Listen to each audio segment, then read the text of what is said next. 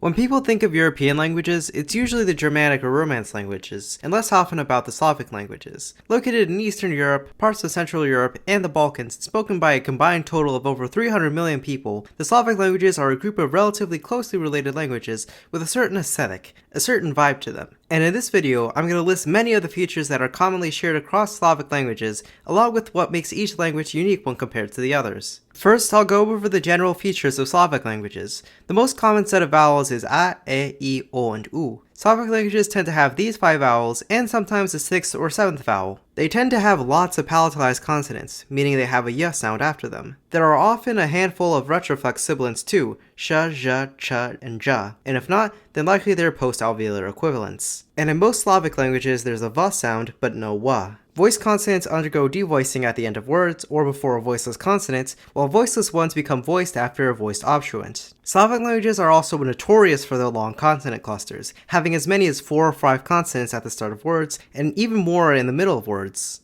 Most Slavic languages have the TV distinction, where there are 2 second-person pronouns, equivalent to you, one formal and the other informal, with the formal version most often being grammatically plural as well. Grammar-wise, there are usually 7 cases: nominative, which denotes the subject of a sentence, accusative, which marks the direct object, dative for the indirect object, genitive, which denotes an attributive relationship, instrumental, meaning something is being used, locative, which refers to location, and vocative, which indicates something being called to. These are just basic summaries. They often have a bunch of extra uses in Slavic languages. Just take a look at all the prepositions that are used with the genitive case in Russian. Nouns have one of 3 grammatical genders: masculine, feminine, and neuter. Sometimes a further distinction is made with animacy, whether something is animate, alive and moving, or inanimate. This often just changes around a few inflections. Speaking of which, Slavic languages have lots of inflections. Nouns decline for case and plurality, typically with a fusional suffix denoting both of them. Adjectives agree with the nouns they modify in case, plurality, and gender. And verbs have quite a bit of inflection too. They decline for the person of the subject, the tense, present, past, or future,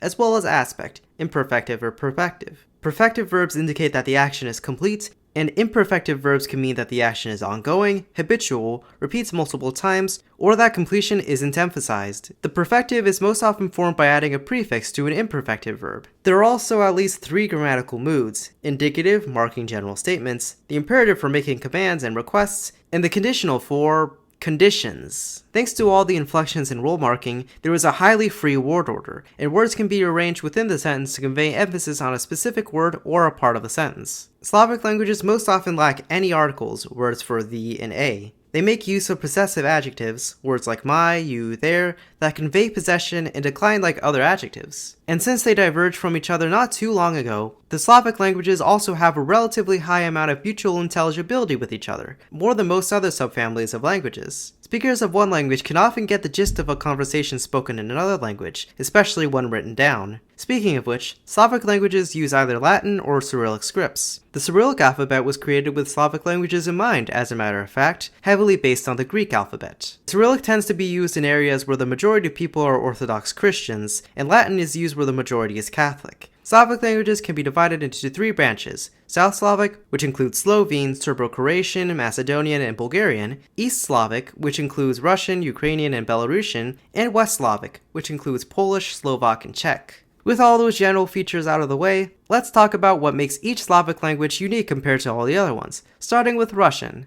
Russian has a typical 5-vowel system, along with non-palatalized y, but these vowel qualities can vary a lot because Russian has heavy vowel reduction. For example, unstressed a and o become o, Молоко. and unstressed e and e become I. It also has variable and contrastive stress. There's no way to predict which syllable the stress will fall on, and can even change based on the inflection of the noun. Sometimes words are distinguished only by stress, such as between pisat, meaning to write, and pisat, which means to piss. It also lacks any za or ja sounds, and has the glide ya, which can be analyzed as forming diphthongs. In Russian, the old vocative case was lost, only surviving in fixed archaic phrases like Боже. but a new vocative has recently formed for some words for family members, like mom and uncle. Russian has a prepositional case, which refers to both location and the preposition about. There are some other minor cases used for specific things as well. Russian has short versions of adjectives, which only agree for gender and plurality, and not for case. Russian doesn't use the verb to be in the present tense, only in the past and future tenses. While in the present, verbs have personal agreement, in the past, they agree for grammatical gender instead, with an extra suffix for plurality regardless of gender. Russian also has double negation, where two negative words complement each other instead of canceling each other out like they would in English. Russian sometimes features reduplication in its vocabulary to intensify meaning, and has a lot of French vocabulary due to Western influence on Russia between the late 1600s and the early 1900s. There's also a distinct category of verbs in Russian, verbs of motion, verbs like go, run, fly, climb, and so on. These all distinguish between unidirectional movement, which describes movement in one direction, and the multidirectional, which describes movement in various directions, repeated trips, or motion in general. There are also many prefixes which can be added to these verbs of motion, such as movement out of something, movement up or down, entering something, going through, and so on. Some other Slavic languages have this feature too, but there will be a handful of features that appear in one language that I can't bring up for a different language that also has the feature in the interest of time. Now for Ukrainian. It has 6 vowels, with I as its 6th vowel. The G sound has shifted closer to H, though the G sound has also been reintroduced in loanwords. V has also shifted closer to the bilabial approximant V, but can also be V before I and W before A or U, as well as vocalized to U in certain contexts. Unlike most other Slavic languages, Ukrainian doesn't devoice consonants at the ends of words, such as in the word viz. It only has palatalized phonemes for alveolar consonants, while bilabial and velar consonants have weaker palatalization and aren't considered phonemic. While most other Slavic languages only have the imperative aspect applied to the second person in both singular and plural, Ukrainian also applies it to the third person in first person plural. While these features apply to standard Ukrainian, throughout the country, Ukrainian often gets mixed together with Russian, in a range of sociolects known as Surgic. So some of these features may not apply, or features from Russian might get mixed in depending on the region, dialect, and social standing. As a side note, I'm only describing the standard versions of these languages, not any dialects. So there may be some dialects which don't share every feature in common with the standard language that I describe. The next language I'm going to talk about is Rusyn, not Russian, Rusyn. It's spoken on the very western tip of Ukraine and surrounding areas in Slovakia and Poland, and a bit of Serbia too. Some people in Ukraine consider it to be just a dialect of Ukrainian, but most linguists disagree, although it is very similar to Ukrainian. It has 7 vowels, the same as in Ukrainian plus the vowel It has the voiced fricative h as its G sound. It has a more typical v. Its grammar is pretty typical of a Slavic language, but it has a higher amount of syncretism, where words that have different grammatical meanings often share the same form, and like most other Slavic languages, it has 2 separate conjugation types for verbs that need to be memorized. Belarusian. Surprisingly enough, it's actually a minority language within Belarus, with the majority of the population using Russian in daily communication instead, even among ethnic Belarusians, the majority of whom speak Belarusian as a native language. It also has its own mixture between Russian and Belarusian, called Trasyanka, similar to Surgic in Ukraine. In Belarusian, unstressed O and E reduced to A, as indicated in spelling. It has the marginal vowel U, a bunch of geminated variants of consonants, which are 2 consonants pronounced together, and it has a huge amount of palatalized consonants as with Russian, though Belarusian lacks palatal t and d, which shifted to tsya and dzia. It also lost the vocative case, and I'd love to share more, but unfortunately detailed descriptions of Belarusian grammar are hard to come by. That's all the Eastern Slavic languages. Now for the Western Slavic languages. Polish is a very well-known one. It has mostly regular penultimate stress on the second last syllable of a word. Polish and the other Western Slavic languages have the longest consonant clusters of them all, though it's worth mentioning this Y here isn't a consonant, it's a vowel, around E.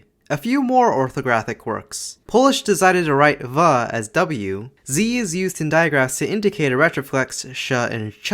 Z with a dot is zh, and L with a strokes line is w. Polish has a palatal series of consonants, but has lost most of its palatal and non-palatal pairs, only keeping kya, gya, and ch. The most distinctive part of its sounds are its nasal vowels, pronounced as nasal diphthongs on, and with a nasal consonant one before another consonant. Grammar-wise, it has 2 different ways of forming conditional verbs, and a suffix ach to mark frequentative verbs, which are actions that occur repeatedly. Interestingly, Polish can use the words for gentleman and lady, pan and pani, as formal pronouns. Polish and the other Western Slavic languages are pro-drop, which means that pronouns can be removed from a sentence if the subject is made clear by the verb. Technically, most other Slavic languages are pro-drop too, but from what I've seen, this happens less often in, say, Russian than it does for Polish or Czech. There's also Silesian, spoken in Silesia, a region of Poland by the border of Czechia, historically a part of Prussia and then Germany, and as such has been significantly influenced by Central German. Silesian is considered its own language by some, and as a dialect of Polish by others. In Silesian, question marking is made by inverting the sentence or by using intonation, different intonation than in Polish, and elects the Polish question particle chi, which is used in Standard Polish. There's also a dialect called Texas Silesian, which, as you may guess, is Silesian, but spoken in Texas. And if saying that isn't a sign that I've been reading too much on Wikipedia, I don't know what is. After double checking my notes, it's time to talk about Czech. The international word robot actually comes from Czech, and another word that I won't say in the interest of staying monetized. They say ahoy for hello like pirates, despite the fact that Czechia is very landlocked. It also borrowed ciao from Italian and čus from German as ways of saying hello and goodbye. There's also native Dobrý den, which means good day, but it's a bit more formal. In general, Czech has a higher amount of Latin and German influence than the other Slavic languages. It has 5 primary vowels, each with a long and short pair, for a total of 10 vowels. And the stress is usually on the first syllable of a word. Czech's most distinctive consonant is the raised alveolar non-sonorant trill, like in the word řeka. It also has syllabic consonants, which are consonants that essentially take the role of vowels, like vlk and krk. Historic g shifted to h, like in Ukrainian. It lacks phonemic g, f, z, and j outside of loanwords, and Czech's diphthongs are ao, eo, and o, with only o appearing in native words.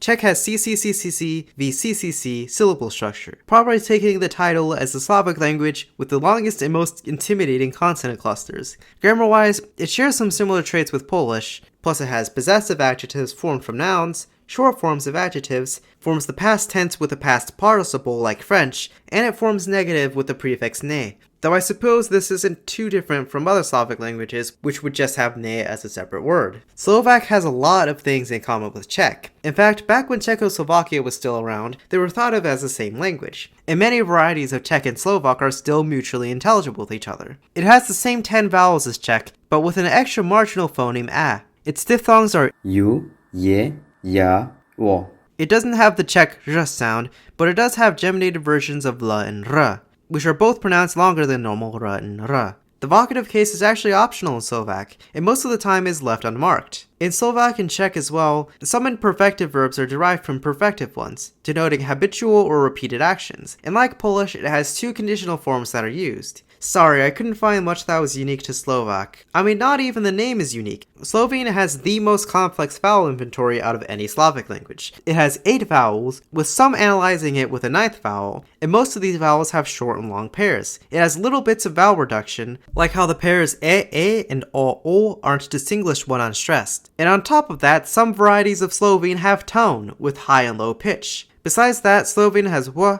though its allophones can include either w or v, and can even be u before consonants. Slovene lacks phonemic palatalized consonants and has lost its vocative case. Interestingly, in addition to singular and plural nouns found in every other Slavic language, it keeps the old Slavic dual number, which denotes 2 of something, as opposed to just 1 or many of a noun. It is also very analytical for a Slavic language. It forms the past, pluperfect, future, conditional, and the passive with 2 separate words instead of 1 fusional inflection. It also has supine forms of verbs, which are similar to infinitives, but are used for verbs of motion. Now the next language I'm going to talk about is Serbo-Croatian, alternatively Serbian, Croatian, Bosnian, or Montenegrin, depending on the country it's spoken in. Linguistically speaking, Serbo-Croatian can be considered a dialect continuum, where not all varieties can understand each other, but these are more or less the same language. It's also pluricentric, which means a language that has multiple standard forms, and the standard forms of the language are different between Serbia, Croatia, Montenegro, and Bosnia and Herzegovina. There are some sounds and grammar forms and usages that are different between these varieties, but the biggest difference between dialects is with vocabulary. In general though, Serbo-Croatian has 5 vowels, each with a short and long version. Like Slovene, some of its varieties have tone, and others have traditional pitch accent, alongside contrastive stress. Serbo-Croatian has syllabic r, like in Serbia, Hrvatska, the names of Serbia and Croatia. Coda l shifted to o in Serbian, but not in all dialects of Croatian. Serbo-Croatian distinguishes the past imperfect from the aorist, another past-like tense. The difference is that the past imperfect is used for habits, things that used to be true, or repeated actions, and the aorist is used for single actions with a beginning and end. It also has the pluperfect, though it's generally not used as often. There are two future tenses, one for the near and distant futures respectively, and the future tense is not only used for future actions, but also actions that come after them. Serbo-Croatian has a handful of compound tenses, as well as the optative mood, which expresses a wish or hope towards a specific action, similar to the subjunctive mood. Now for the next language, Bulgarian. It has 6 vowels, a, e, I, o, and u, plus the vowel u. It has vowel reduction, a and u become o, and u and o become o. It also has contrastive stress. Compare volna with volna, and para with para. Bulgarian grammar is very distinct from all the other Slavic languages. It has lost all of its cases except for the nominative and vocative, at least in nouns, while still keeping some cases for pronouns, like in English. It also has the definite article the, which it adds to nouns as a suffix. It also lost verb infinitives, the base form of the verb, with the first person singular present tense form of the verb used as the default dictionary form, like Latin. Similarly to Serbo-Croatian, it has the aorist tense and the subjunctive mood. Bulgarian has even developed evidentiality, a way of describing the source of the information being told. It has the indicative, inferential, renarrative, and dubitative moods. The indicative means that the speaker witnessed something firsthand. Inferential means that the statement is deduced based on inference. The renarrative means that the speaker heard it from someone else. And the dubitative also means that the speaker heard it from someone, but indicates that the speaker doubts it, or that the person they heard it from did not witness the action. I haven't shown many dreaded verb conjugation charts, but out of all of them, Bulgarian's looks like the scariest that I've seen while researching this video. Bulgarian is just built different. Macedonian is quite similar to Bulgarian, but distinct in a few ways. It has a lack of soft consonants, with only the palatal series of consonants present. It has no vowel reduction like Bulgarian does, and it has just 5 vowels, with the standard variety lacking a phonemic schwa, being marginal and written with an apostrophe. It has a syllabic r. It has regular anti-penultimate stress, or the third from the last syllable in a given word. It also has linking, which is when there is a lack of break between two words. Macedonian also has definite article suffixes, but it takes things a step further by having them conjugate for distance, proximate, and distal, which correspond to this and that, as well as unspecified when distance isn't important. It also has a significant amount of vocabulary borrowed from Turkish during times of Ottoman rule, which also happened with Bulgarian and Serbo-Croatian. Everything else, especially verbs, is more or less the same with Bulgarian. Some people claim that Macedonian is just a dialect of Bulgarian, but linguistics and people from North Macedonia disagree. While I've covered most of the living Slavic languages, there is one extinct language that is important to bring up: Old Church Slavonic. It was the earliest recorded Slavic language, as early as the 1800s. It was a very important literary and liturgical language, used by the Slavic Eastern Orthodox Church during sermons, and it has many remnants of Proto-Slavic. Lots of vowels, the aorist tense, dual forms of nouns, and nasal vowels, all features still found in some Slavic languages, but lost in the majority of them. Old Church Slavonic influenced the vocabulary of pretty much every Slavic language, especially those of predominantly Orthodox places like Bulgarian and Ukrainian. It gave way to Church Slavonic, which is still used by churches across many Slavic countries to this day. There are 3 more Western Slavic languages I've yet to cover, the first of which is Kashubian. Spoken in the northern Kashubia region of Poland, it has 11 vowel phonemes: a, e, I, o, u, e, o, I don't know how to pronounce this one, plus nasal a and o.